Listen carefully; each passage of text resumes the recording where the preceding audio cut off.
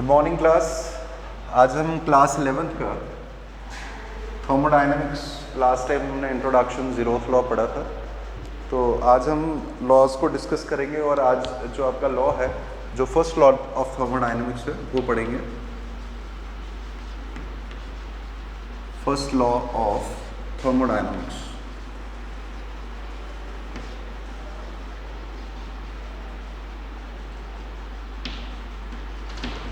So, according to the first law of thermodynamics, the quantity of heat, it is denoted by Q, the quantity of heat supplied to the system is equal to the sum of increase in internal energy of the system and external work done.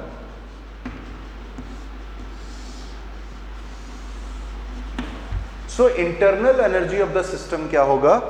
जब आप internal energy of the system, it is denoted by U and it is equal to, ये किसके equal होगा?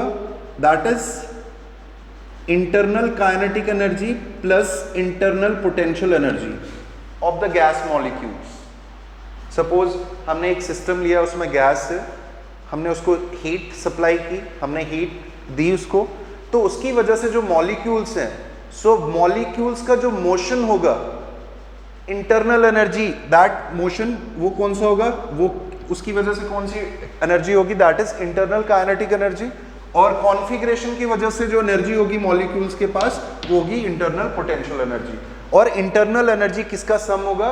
That is internal kinetic energy, that is due to motion of molecules, and configuration की वजह से जो होगी that is internal.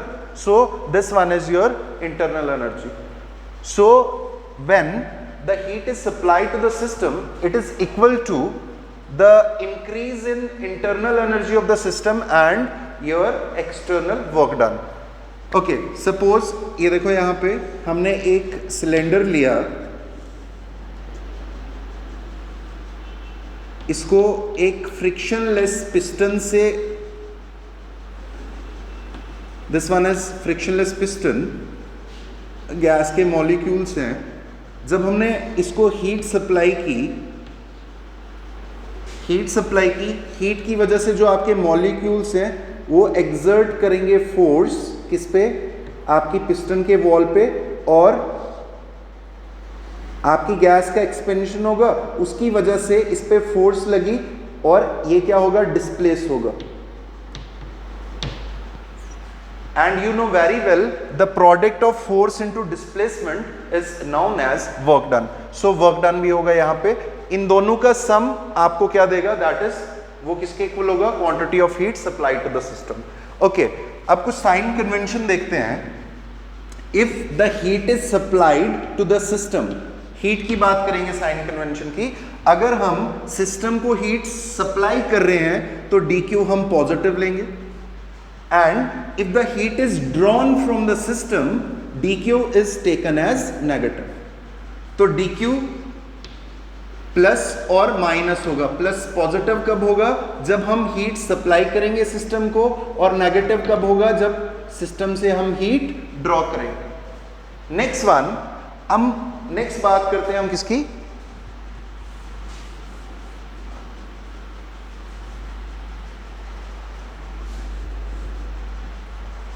When the gas expands, जब gas expand होगी, एक्सपेंशन होगा गैसेस का, उस केस में आपका गैस इस पिस्टन को मूव करेगी। तो अगर वर्क डन की बात करें, it is taken as positive. If the gas expands, work is done by the gas, your D, that is work done, is taken as positive. And when the gas compress, जब compress होगी तो compress कैसे होगी? हमें external force लगानी पड़ेगी बाहर से। Work is done on the gas, work is done on the gas, in that case work done is taken as negative.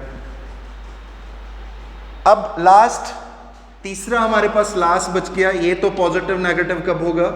ये भी पॉजिटिव नेगेटिव कब होगा? ये डिस्कस कर लिया हमने। इंटरनल एनर्जी की बात करें तो व्हेन द टेम्परेचर इंक्रीजेस, जब टेम्परेचर इंक्रीज करेंगे हम तो आपकी internal energy that is kinetic energy भी बढ़ेगी, आपके गैस के मॉलिक्यूल्स का मोशन बढ़ेगा. So your internal energy is taken as positive. लेकिन कब पॉजिटिव लेंगे? जब आपका टेम्परेचर इंक्रीज होगा सिस्टम का. And when the temperature of the system decreases, your internal energy of the system is taken as negative. ठीक? So these were sign conventions. इसके बाद आपका आ जाता है बच्चे ये आपका this law is actually based on law of conservation of energy. Next one, ये अप्लाई होता है जितने भी प्रोसेसेस आपके नेचर में उसमें अप्लाई होता है. तो आगे नेक्स्ट उसमें हम पढ़ेंगे इसका क्या नाम है अपना सेकंड लॉ ऑफ थर्मोडायनेमिक्स. कुछ बेसिक चीज़ें जो आपने हैं इसके रिलेटेड कुछ होंगी वो आपने नोट्स पर मैंने दे दिए. इंपॉर्टेंट कुछ 4-5 नोट्स पॉइंट्स वो मैंने पीडीएफ में आपको सेंड किया है तो वो देख लेना. सो बेसिक चीज़ यही थी. यहाँ से बच्चे कंफ्यूज होते हैं साइन कन्वेंशन से. ठीक, आज के लिए इतना. Thank you very much.